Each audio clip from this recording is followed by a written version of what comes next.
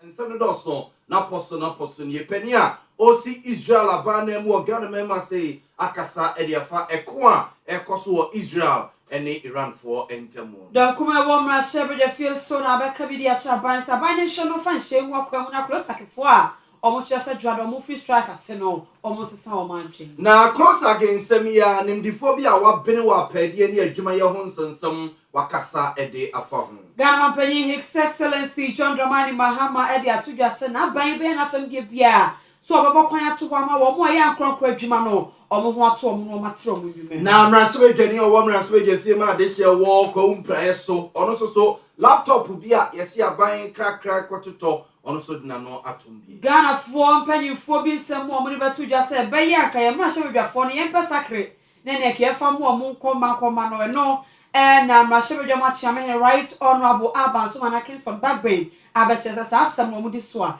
enye yi we ni afoforo pi no an yakeke se ene se kasea ba bia wo bia na no pe ye ba ne de aba besom wo yemfa sedama emopafie omo ene de premium ne super premium rice abegwa so a ba bia ba fa bia eno a ena obia ADPA ne holiday ya manfo titifie ya ye benu anu anuane eye no a ena ye no afisa no nsu de opese yi ntenten be yi opese taso a eta edema emu aduane bia obetime ede super premium ene premium rice no aye saso so ena dwaberura bank se omuguso a omoma bosia no pe bosia de akrane ma wakrane ma bia ba beguta mahabo ena ope bosia de akọ clear fa ehun komo nyina beda dwaberura bank no mo nhwe na wono mo enyema wo mo enema ye vima no pe ya bia wo bia ezafo ye bani aba besom wo midin ede na ya obo amalibi aboga no pe mene ajwa nyako abronoma ezafo ye nye brena fe nsam ye nkomo ankasa mfoma mo yemfa mo nhyase emfa free Iran ene Israel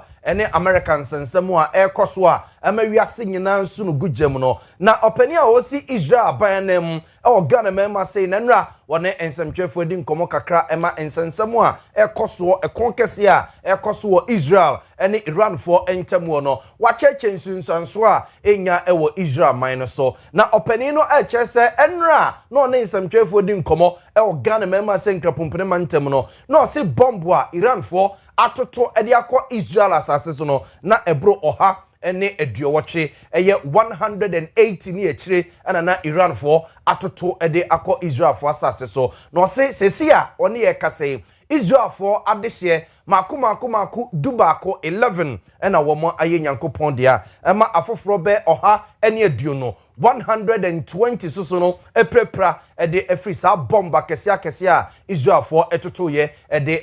Iran for etoto ye ede ba Israel asase so no na okoso kire mu se womo anim se eyo haw kese ena ababeto Israel man so de nenso emfa ho ene oma dehye a efrim ema dodo no pra eprepra no Israel man na abamumui Israel man na ema ne so a de oso mu ye bia akatia bia woso mo de ma Iran phobia no omo ehye wiase nyina bo so omo ebeye ama no abroso opani a osi Israel abanemu e wo Ghana mema sei enkoma one nsantwefo eboye kakra.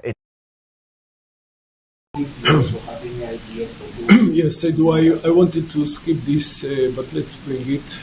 Okay. This is true as for yesterday, the 4th of March. They were on the 5th of March. So it was yesterday. Until yesterday, we 180 missiles plus hit Israel, 120 plus UAVs. UAVs is unmanned air vehicle. It's like a big drone. Hit Israel. We suffered 11 Israelis killed, 120 were injured. We pay a price, Emmanuel. I'm not hiding it. We did pay a price, and we will pay a price. That's not the end of it. That has to be clear. But I think what you find in Israel is stamina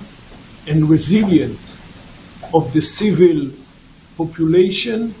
that understand that you need to put an end to this challenge once and for all. If it's possible to put an end once and for all, again, I go back to my answer to Vanessa. It's too early to say. But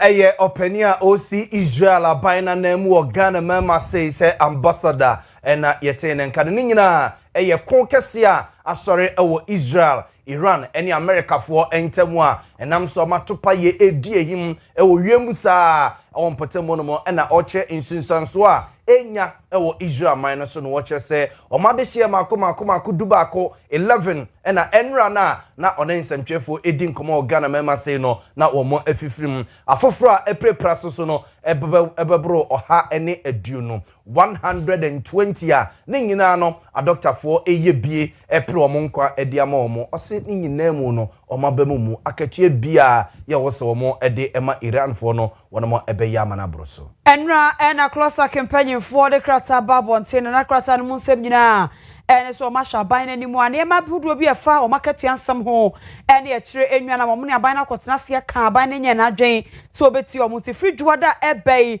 o modu o mo adwuma nyina ebe konko ho mo ko strike e de akire o mani a enso de yekoso e wo mo ne aban no entem krata babonte enam so ma ko mra hye bejafi afa no nyina ene dom kuma na eko mo de ena dom kese no so eko mo de na dom kuma ne de asem o mo ka nyina ene so mo twa bibo aban no sa aban no ayenhwe han ama osu ni ensem a klosakifo eka nyina wanti aba bedru pempeso se strike ena wo mo ekoi na ukomra hye bedwafie ho a afia emra hye bedwani Honorable Isaac Buama Nyako wono no ne yekasa ye awaka ede ama dom kumano. I believe they are very much concerned about the government inconsistency in dealing with arrears payments or issues regarding conditions of service across board, because when you get government picking and choosing which government institution it wants to pay them because of fear that their strike or demonstration will go against the government, then they would look at the civil service demand and say that, come on, yours is not as critical as we see in other sectors, so we can delay. That I find is very unfortunate, because you see these are conditions that they are entitled to, and irrespective of the state of their court. Every Ghanaian gets what he or she is due, and so we played with my friends in this CLOSAC to reconsider their decision. His Excellency Mahama would take care of every situation, and I think that will be fine. Will be fine. I think the authorities will take care of it very soon, and then they will return to work. There should be no problem. I will call on our colleagues to exercise restraint. You know, this situation was inherited by this government, and the government is working around the clock to find resolution.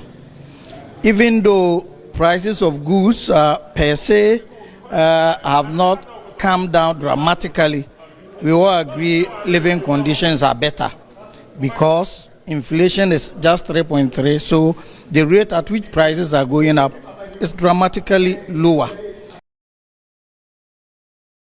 Nidiodi kind wono na ye efiamra hye bedwani or the Honorable Isaac Buama Nyako no chese aban no asa aban ni suro nwumakuo bi che bi tie bi ka so mo ko strike ya na aban ho popo no aye bi dia mo glosak for the o maka aban ni internet dom kuma no kire se yo mo ya asa aba bedu sa pempeso ya strike ya na glosak for akoi na dom kase no opanyi okasa ma o mo wono na ye NDCMP a wo watchfo atimo kwa wo David Vondi ono so kire se de yekoso no ya de entwe yento obesre se be ya klosake fo hwe no mo seso omadwe no mo koyi omadwuma na aban no mo konkonyasie na aban ne hwe kwan a obefa so beti o musika no ede amomo.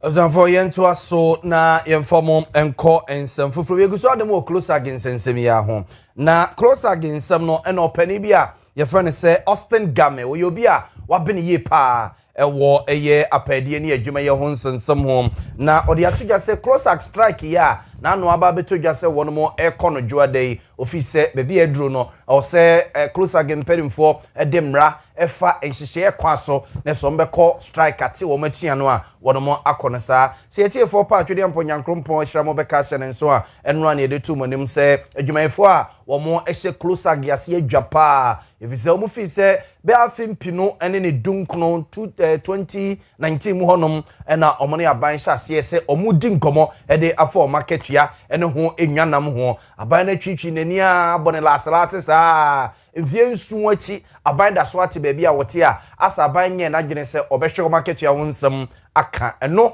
enama omo ayo magine se ifri na ekru ya na kra de efiada so hu sa so ye holiday na ifri juada de omo ade omo adwuma egu fom kosi se ombeti asem de bi ede afri aban honom na waye market ya ho eyi ede amawunum ora Austin Game ne nsem a wode tudwa efa close against me ho ni 61 of the Labor Act,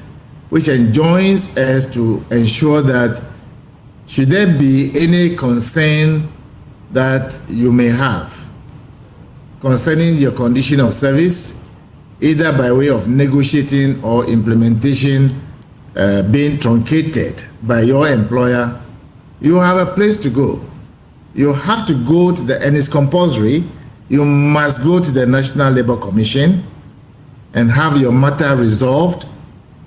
or look for avenue that would enable the two sides to engage. Now, the law I just quoted, section 161, says, among other things, that maybe let me read it so that you and I will not be accused of saying something that we do not know about. The law says, cooling off period, a party to an industrial dispute shall not resort to a strike or lockout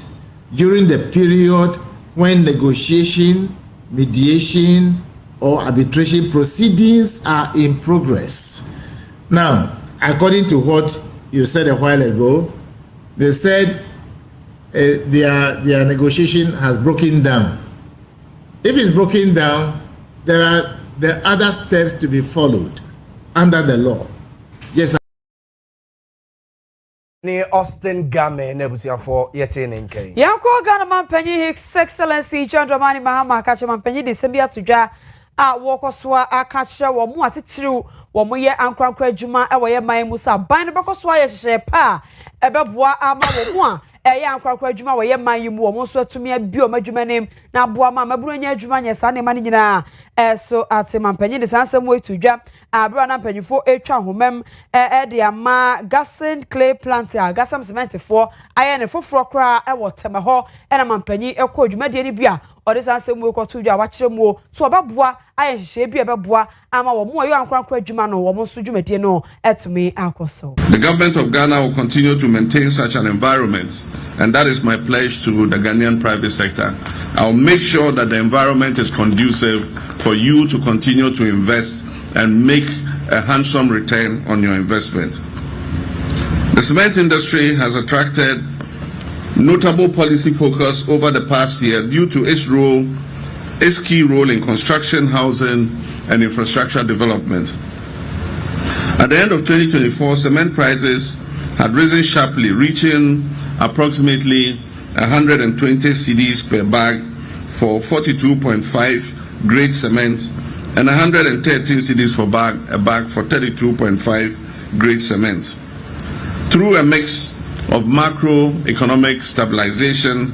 fiscal discipline, and constructive engagement with industry stakeholders, we've started to see positive results in the cement space. His Excellency John Dramani Mahama. Na mampeni John Dramani Mahama mananso anu eche watu aso se na botaye ni nisu ade hu no ene se yenkwa yenkodu be 2030 mu no na omai Ghana yepe amanya ewa bibre mase ya emfididwuma eye adwuma na omayi ye ka ho bi pa ni nyina eye super cement for wonomo plant kese a na kese nra omubia no wotema bonten so a okoye enenu monyam kokota echi no de sansemi eto edwa. Economic transformation agenda, my government has set an ambitious target of increasing the share of manufacturing in our GDP to at least 15% share by 2030. And we believe that this will create an additional 500,000 decent jobs for our people. And I'm confident that we can attain this. At the beginning of the year, I visited the Special Economic Zone, Bright Economic Zone, and the industries that have come to set up there in the textile space, in steel manufacturing, give me hope that we can achieve this target. In the last 3 weeks, the hardworking Minister of trade, industry, and agribusiness, and myself have commissioned a number of factories and cut sort for a number of factories. She's always keeping me wearing a hard hat, a helmet, because she keeps dragging me to either cut sword or commission industries. Right Honorable Urban Sumana Kingsford Backbench Owia Kaseɛ and Sembia and penyophobia from senior citizens because now Kasafonyi be so kan yes be ya mra hyebedwa fiefo no yem pesa kre ne ne nke fema MPB a omo ba ne ne aduama bo omo siutu no omo taa no ne nko omo te sakre ne so no omo twi dia ba mra hyebedwa fie ho abaye adwuma sansam no na mra hyebedwa ma chia mehene ya be kaseti a kyerese yetumi ko fa ama bi so nhyehyeye emfa maye di mekobasa emmo ama omo dwumati enkoso. Our senior citizens on GTV talking about MPs being given bicycles, not cars or four-wheel drives. The MPs have no problem with being given bicycles because you have been reducing a lot of load from their heads. Because with a bicycle, you know how far you can reach. But it's because of this missing link between Parliament, the MPs, and our citizens that will inform a very senior person to, on TV, call for bicycles to be given to MPs. And when you want to compare, he says, oh, but in UK, we see the sometimes Prime Minister riding a bicycle. I'm a Ghanaian. I'm a Dagaba people, and I'm asked to behave and act like a British. Right Honorable Urban Sumana Kingsford Backbench. Yeguso de mo mrasebe jefie mu hono mo na mrasebe dwane owo mrasebe jefie ma de hye wo kwa umprae so abaton peso ya so Honorable Davis Opoku ansa na no na beto dwasa aban ye nhyehyeye a yese aban etete mrante ne maba wa bi wo coding sensem a yese ye from 1 million code na aban etwa sika bi ato se emfa nkototo laptops a sa nkoda ne nyom ntiti awia ye de bema wunum amomode akwakoye adwuma ne no na Honorable Davis Opoku ansa ekyerese laptop ne boa aban de aba betu dwa no office frakadam ne dwirim bi ewo mu a ho behia se aban ehwe no mienu Honorable Davis Opoku ansa ne nchechemu ene. Last year, Cabinet had to cause National Communications Authority to fund the purchase of computers under the 1 million codex program. And Mr. Speaker, this is a clear violation of Public Financial Management Act. Cabinet, and for that matter, the President, cannot cause an institution of state to fund another institution of faith when it's not budgeted for. And I think that is something that should not be encouraged. What is a bit more worrying is that the Ministry of Communication intends to purchase one computer for 14,000 Ghana cedis. If you look at the projections, today a laptop is going to be purchased for 140 million under His Excellency John Dramani Mahamad's administration. 140 million under His Excellency John Dramani Mahamad's administration. We are wondering what proper procurement measures were put in place to ensure.